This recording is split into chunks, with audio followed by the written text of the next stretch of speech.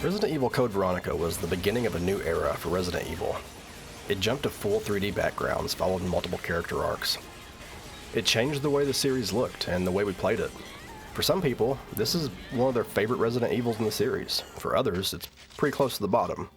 But whichever side you're on, I think I can show you some of the smart and cool things it was doing. So let's talk about what Resident Evil Code Veronica actually was.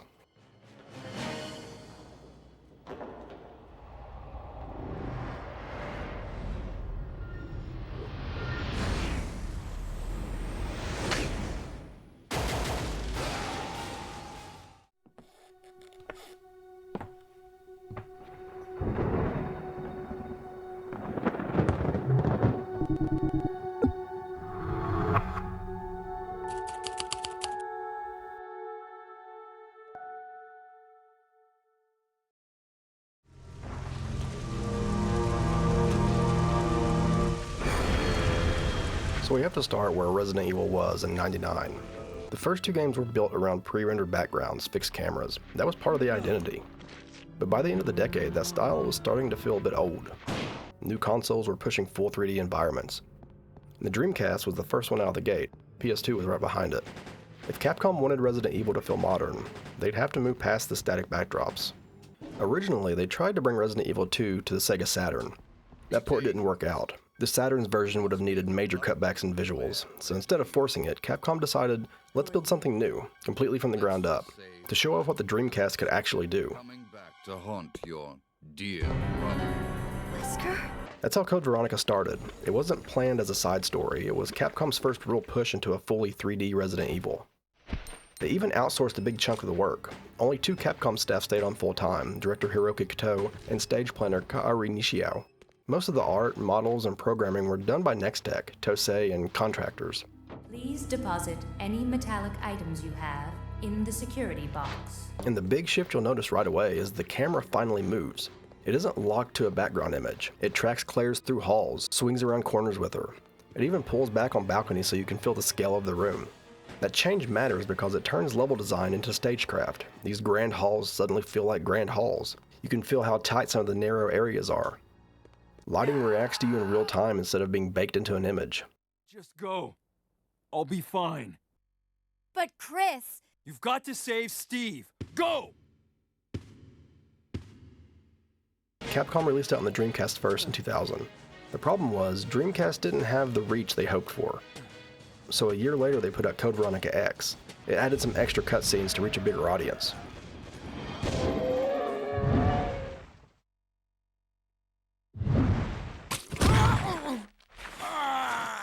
So when you load up Code Veronica, you're not just seeing a new location.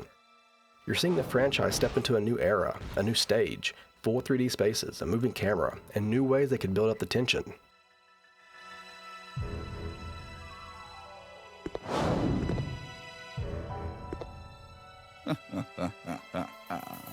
Resident Evil always made you loop back through areas. Code Veronica keeps that, but it uses it in a different way.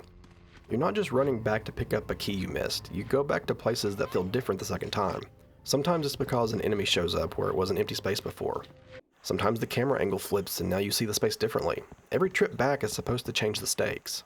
The easiest way to describe the way the map works is with 3 words: return, collapse, or reroute. You head back to an earlier hallway or courtyard because you unlock something new. A door closes behind you or a shortcut gets blocked, so the easy path is gone. And then the game forces you to find a whole new way around, usually through a new wing or a damaged area. That cycle keeps you thinking about the layout instead of zoning in on a straight course.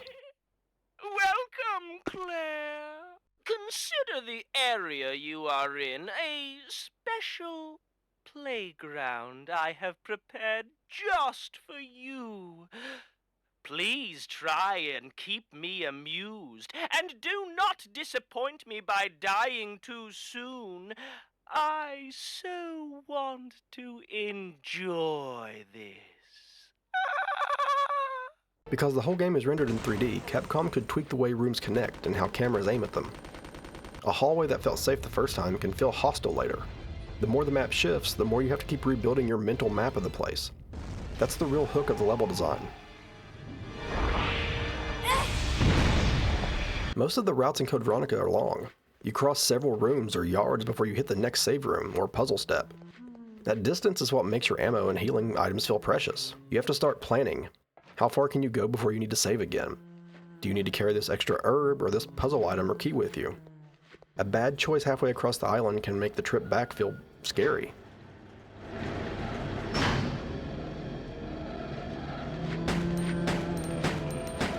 Outside of a few, the puzzles rarely get solved where you find them. You pick up a piece in one building, run it across the map to use it. That opens another path that sends you somewhere else. A lot of them are 2 or 3 step chains that make you commit to a route. That's good design for survival horror in my opinion. It forces you to manage space, inventory, and risk instead of just solving a riddle in one spot.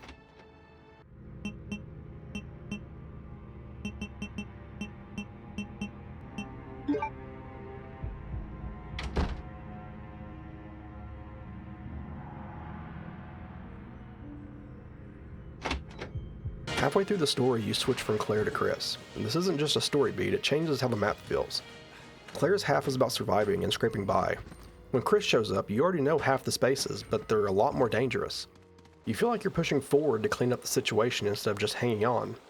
That shift keeps the game from feeling like one long stretch of the same loop. If you break it down, the rhythm of the game goes kind of like this. You learn a path, you have that path blocked or changed, you find a new way around. You make a long trip with limited saves and healing, and then solve a puzzle chain that sends you back through it again in a new order. Some people love that loop because it feels like classic Resident Evil. Others say it slows the game down, but either way it's intentional, and it's how Code Veronica paces itself. That's the backbone of the level design. There's bigger spaces, longer runs, puzzles that tie everything together, and a character swap that changes the tone halfway through.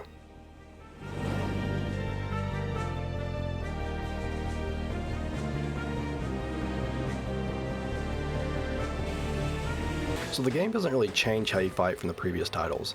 You're still stuck with tank controls, the same aiming, most of the usual monsters. But every now and then the game hits you with a moment that feels almost like a movie. Like it steps forward and says, okay, now watch this. Not by reinventing the combat, but by taking the stuff you already know about the series and dressing it up like a movie almost. For example, the first Bandersnatch. Up to that point, all the enemies for the most part have been normal things we've seen before, zombies, crows, or dogs. Then you walk into this room and you hear a weird noise. And what steps out isn't just another tyrant-style monster. It looks a lot different. It's like half a creature. One arm's gone and the other is stretched out super long. And then before you can even get your bearings and aim, its arm stretches out and smacks you from across the room. That reach was a pretty big shock back then. Most Resident Evil enemies had to walk right up to you to be dangerous. Now you're in a bigger 3D room that feels like it should give you space to move, and the game immediately throws in an enemy built to erase that comfort. You have to watch your distance, bait the swing, figure out if you've got enough space to dodge it. It's not a complicated fight, but it's the first real sign the new 3D space could change how fights feel. Another good example is the Tyrant on the cargo plane. It's still one of the series' most talked about fights. It isn't a final boss, but it could feel like one, and it's only halfway through the story. You're trapped in the back of a long cargo plane, with a Tyrant that can close the gap in seconds. And the camera angles make it worse, but in a good way. Sometimes it frames the whole length of the plane so you can see him charging straight at you. Other times it snaps to the side as you're trying to run away. You can't just kite him around in a loop. You have to hold your ground, do enough damage to stagger him, and then run to the controls and shoot him out the back of the plane. I think this fight serves as a good skill check for how well you've been managing your ammo. And it's also about the space you're in and how you use it. For a series that usually kept you stuck in stairwells and hallways, suddenly fighting a boss in a moving plane, it felt massive.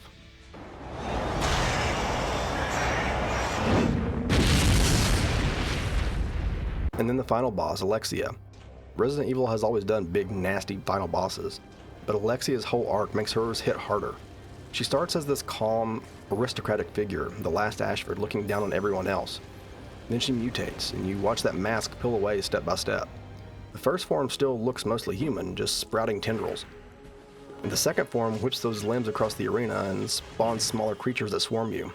Easily one of the tougher fights in the game because you're juggling crowd control while staying out of her reach.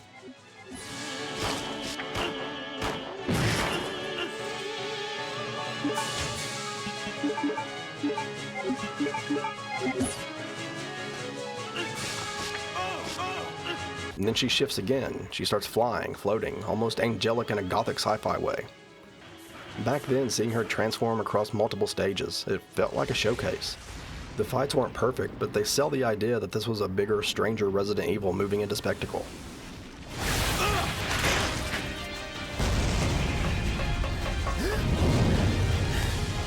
I think the Nosferatu fight is one of the coolest showcases for the new 3D engine.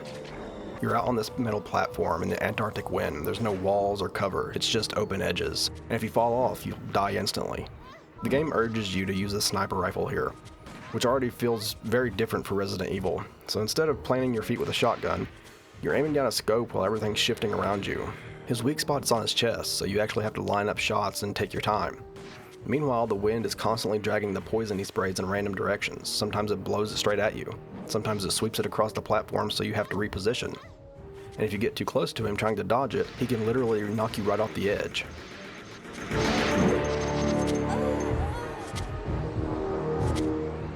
It's not just about dodging attacks, it's about managing the space. You're juggling your distance from him, watching the poison clouds, lining up a clean shot on a small target. All while the wind makes it feel like the whole fight is alive. For a series that used to keep most of its boss battles in small arenas, this one really showed what the 3D environments could do. None of these fights reinvent the combat, but they show Capcom trying to use the new engine to make fights feel like set pieces instead of just damage checks.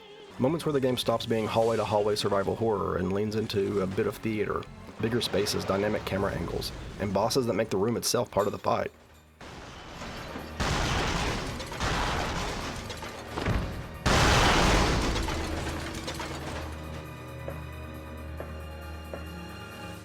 That's why these encounters still stick out. They're proof that Code Veronica wasn't just more of the same. It was testing how 3D could change the way Resident Evil spaces and monsters work together. Before we get into the story and that tangled mess, I just want to say thank you. If you've made it this far into the video, it really does mean a lot to me. I'm extremely happy that so many of you have been enjoying all these Resident Evil videos. Claire Redfield. And this one officially kicks off Season 2 of my Resident Evil arc on the channel, which is really cool to see how deep we already are in the series. I can't wait to get to the rest of them. But if you're enjoying this video so far, consider subbing. There's already a ton of content like this on the channel, and a lot more coming, especially Resident Evil. But also hit the like button, and tell me in the comments what your first impressions of Code Veronica was back then. Did you love it, or did it not land with you? And if it didn't, I'd love to know why. And for anyone watching on mobile, try out the new hype button. It should be somewhere next to the like button. It's a way you can directly help grow the video and the channel. It basically tells YouTube, hey, this video is worth pushing out to more people. And it really does help a lot. But alright, thanks again for being here and making it this far. Let's get into the story. It's a lot to unpack.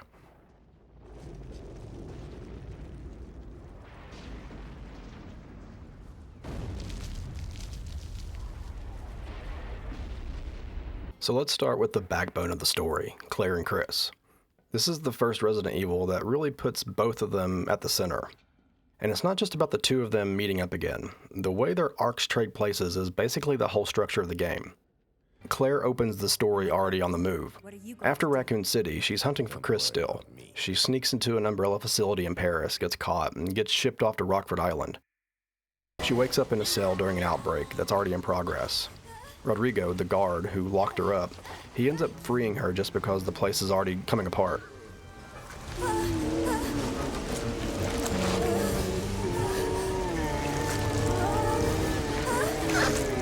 From that point on, Claire's story is pure improvisation, grabbing whatever control she can as the world keeps collapsing around her.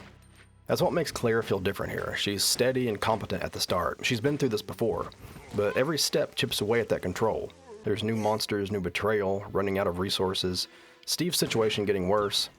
You feel the weight slowly wearing her down. It's not about her failing, it's about her trying to hold her ground against things way bigger than her. Goodbye so soon.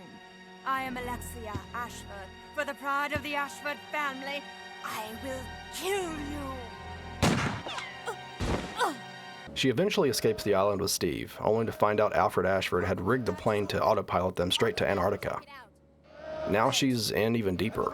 The whole game keeps throwing her into somebody else's world, Umbrella's labs, Ashford's obsession, Wesker's plans. She's always reacting, fighting to keep some agency in spaces built by other people's damage. No! Steve! Chris enters halfway through, and his role is basically the opposite. Claire manages to send out a distress message through Leon. By the time Chris arrives at Rockford, Claire's already gone. He's not trapped in the chaos the way she was. He's following a trail. His mission's clear, find his sister in this nightmare. That shift changes the way the game feels. Claire's half is desperate. Chris's half is more focused. He's coming in as the cleaner, the closer. Even the spaces change meaning. Walking through the same yards in Rockford with Chris feel different because he's not just trying to get out. He's on a rescue mission. The same rooms, but a different weight.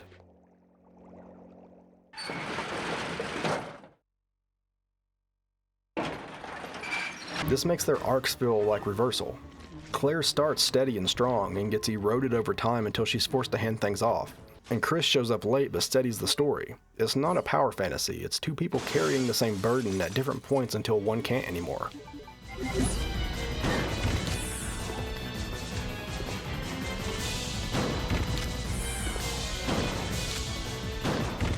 There's also this bigger theme underneath it, legacy and inheritance. The Ashfords have their own twisted bloodline driving the story, but the Redfields inherit something else, the fallout of Umbrella. They don't have shrines and opera halls to their name, but they inherit the mess Umbrella left behind. They inherit the trauma of Raccoon City, and in Code Veronica, they're finally facing that inheritance together. That's why the Claire and Chris dynamic works so well here. It's not just a family reunion, it's about two siblings trying to carve out agency in a story already written by Umbrella's greed and the Ashfords' obsession. You have to make it. Don't die on me. Claire holds the line as long as she can, and Chris shows up to carry the rest of the weight. The handoff between them isn't just a plot device, it's the emotional core of the game.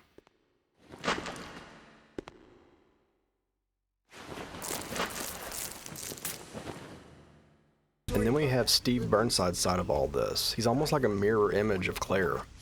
Where Claire's competence comes from having survived Raccoon City before and learning on the fly. Steve has never truly stood on his own. He wants to be the brave lead, wants to inherit the mantle of heroism. But what he's inherited is his father's crime. Steve's father was caught selling Umbrella data. That mistake put both of them on Rockford. From the first cutscene, Steve was fighting ghosts that aren't even his. The game leans into that difference. Claire starts the story steady, resourceful, focused, emotionally composed even in all the chaos. Steve is hot-headed, insecure, sometimes just straight up annoying. His bravado is a performance, a false power he tries to wear like a badge. Claire's strength is earned competence. She doesn't need to prove it. The contrast between them gives their partnership its tension. She's the one holding the route together while he tries to convince himself he's not afraid.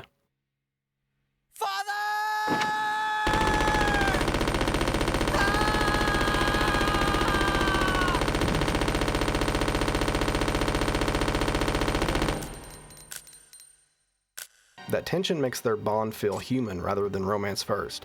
They become two people thrown together in catastrophe who gradually trust one another. Claire's steadiness keeps Steve alive, and Steve's attempt at bravery occasionally pushes them forward. Their attachment grows out of shared danger, not just flirting with each other. After her! Are you okay? Where that theme sharpens is in the second half of the game, where Steve transforms and literally loses himself. Steve is taken by Alexia, injected with the T. Veronica virus, and mutates into a monster. The boy who spent the whole story trying to prove he was strong loses even his humanity. No, wait!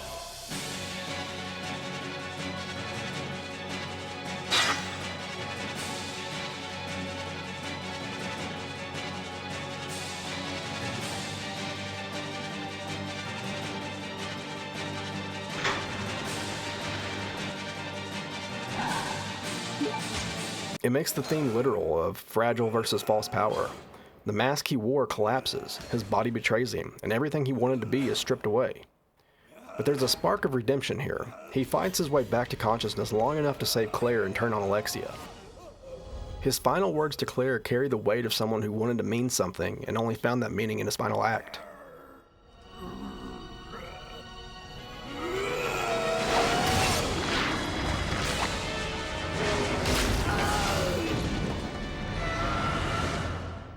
You can read Steve as the good mirror of Wesker.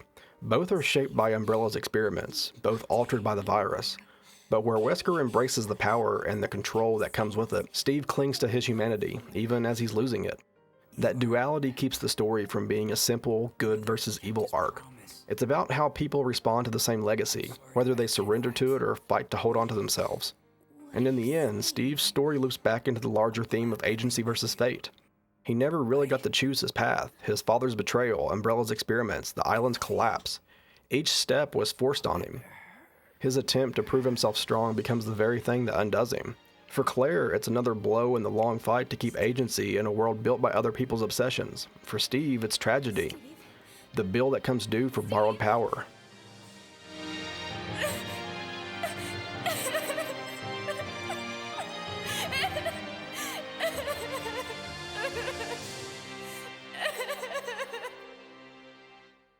Early on, Steve's loud bravado mostly annoys Claire. She's focused on survival, and he's acting like he's in an action movie. But as they're forced to rely on each other, that rough edge around them softens. The game shows it in small moments, the way Steve starts to look at her or talk softer towards her, or how Claire starts to reassure him when he freezes up. By the midpoint, there's a hint of mutual affection. That makes Steve's mutation hit harder. Claire doesn't just lose a teammate, she loses someone that she started to care about.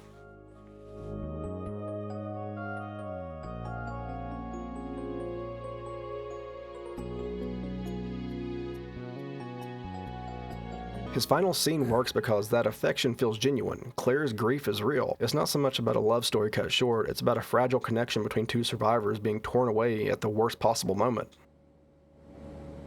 Hey, where are we? Huh? Latitude 82.17 degrees. And now we have the Ashfords.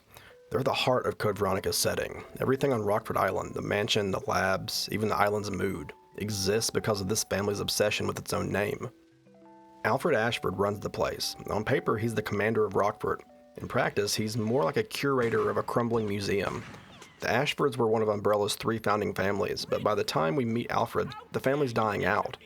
He's desperate to hold on to the old grandeur. He fills the manor with portraits, trophies, and secret rooms that feel more like shrines to a past that's already gone. I have no idea what you're babbling about. You don't fool me! I am Alfred Ashford, commander of this base. Alfred's story is pretty tragic and strange. His father, Alexander Ashford, tried to resurrect the family's glory by using his own children as experiments. Alfred grew up in that shadow, treated like a prop in his father's plan. When Alexander's work failed, he was infected with the T. Veronica virus, turning him into the monster Nosferatu. Alfred was left trying to protect what little was left of the family's reputation. That pressure broke him. He starts dressing as his twin sister, Alexia, speaking as her, and sometimes seems to believe she's still there with him. It's not played for comedy, it's eerie. He's fractured, carrying both the burden of the family myth and the loss of his sister.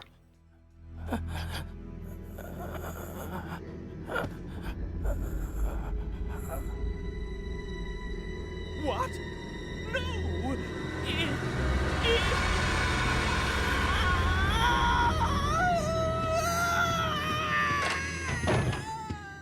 Wait a second. What just happened? Alexia is the other half of that arc. Unlike Alfred, she really was a prodigy. At only 12 years old, she discovered and refined the T. Veronica virus, then decided the only way to control it was to inject herself and enter cryostasis for 15 years. That's why she's gone for most of the game. When she finally wakes up, she's not just a villain that has a plan, she's evolved beyond human. She taunts the Redfields as if they're beneath her. Every step of her transformation pushes the Gothic inheritance idea further. She's literally trying to turn the Ashford line into something divine.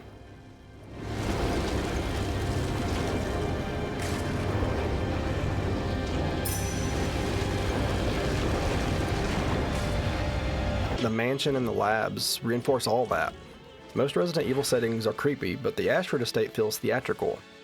There's huge portraits that loom over you, rooms feel like stages. You can sense the past pressing in from every wall. The cutscenes play like opera scenes, there's long shots, dramatic angles, grand gestures. That's where Code Veronica starts to feel like it's not just another Umbrella side story, it's a family tragedy being played out in a crumbling theater.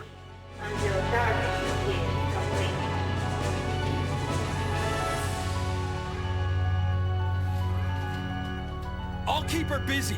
Just go for the emergency elevator. Chris, but I can take care of this. What makes the Ashfords interesting is that they're not just villains with a scheme. They're the embodiment of inherited obsession. Alfred tries to keep the family name alive by pretending nothing has changed. Alexia tries to outgrow humanity altogether, and in the end, both are destroyed by the same thing. Their belief that bloodline and legacy mean more than the people themselves. That idea that inheritance can rot a whole lineage is what makes this chapter of Resident Evil feel gothic in a true sense.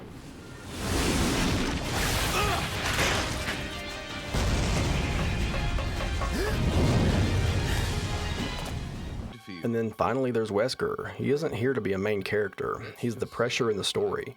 The thing that walks in, humbles somebody, and changes the direction. In Code Veronica, he's working for a private organization, basically a rival to Umbrella. His entire reason for showing up is the T-Virus.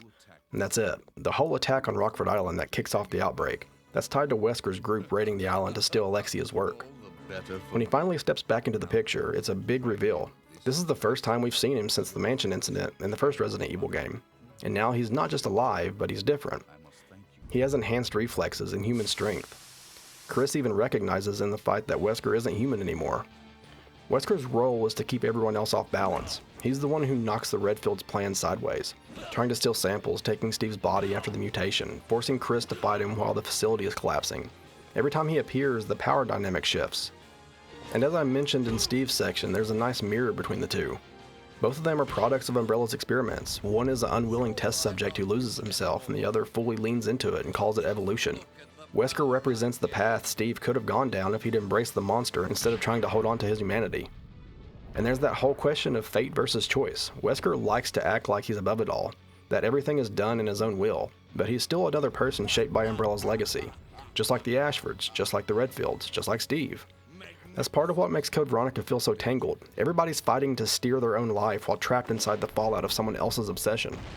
That's why Wesker works so well here. He's not chewing scenery for the sake of it. He is the pressure valve that pushes everyone else's story forward. You never forget he's in the background, waiting to walk in and tilt the board.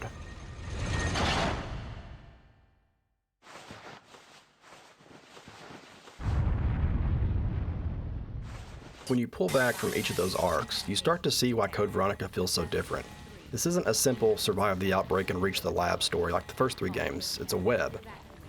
Claire is trying to save her brother and ends up trapped in somebody else's family tragedy.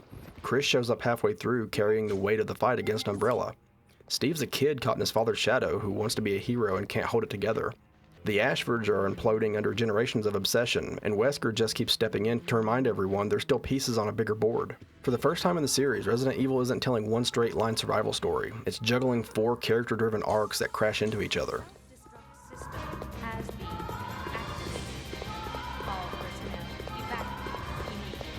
Claire starts off steady and competent, but gets worn down until she has to hand the job off to Chris. Steve's bravado cracks into tragedy. Alfred's identity splits under the weight of his family myth, and Alexia literally sheds her humanity to try to become something godlike. Even Wesker is more than a cameo. He's the one shifting the power balance every time he shows up. That's why the story feels the most complex we'd seen at the time. It isn't just more cutscenes, it's more moving parts. Characters have agency, they lose it, they pass it to each other. Motives aren't all aligned. Some come from trauma, some from ego, some from bloodline obsession. And all that was happening while the game was already pushing new ground with full 3D environments, longer routes, and bigger set pieces. It was super ambitious, maybe too ambitious for the hardware sometimes. But it's the first Resident Evil that really tried to feel like an ensemble drama. Looking back, that's why it stands out. It's messy in spots, but it aimed higher. There's more characters, more emotion, a lot more layers. And that's part of what makes Code Veronica so great to me.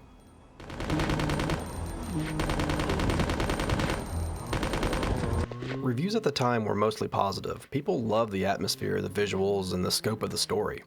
The cinematics, especially that opening cutscene and the fully 3D camera work, were called a huge step up for the series. But the game definitely had its critics. A lot of the voice acting and story beats came off as campy. The pacing was slower with long routes and plenty of backtracking, and the tank-style controls were already starting to feel dated, next to the other action games around that time. Even now the fanbase is split. Some call it one of the best of the classic era, others think it drags too long and leans too hard on melodrama. Where most people agree is that Code Veronica changed the series' direction. It showed Capcom could tell a more character-driven story. Claire and Chris, Steve's tragedy, the Ashford family drama, all tied together with more cinematic presentation. That thread carries forward into later games. Wesker's return as a major villain, the emphasis on dramatic cutscenes, and bigger focus on character arcs. It's also remembered as a bridge between old and new Resident Evil. Classic tank controls and puzzles on one side, but with wider spaces, theatrical bosses, and a stronger narrative spine that pushed the franchise toward the modern era. Today, it's still one of the most debated entries in the series. Some see it as an underrated gem that deserves a full remake. Others see it as a relic of the era with good ideas trapped inside an old-school design. Either way, it left a mark, both on the story of Resident Evil and on how Capcom started thinking about these games as big cinematic events. No! It's toxic gas!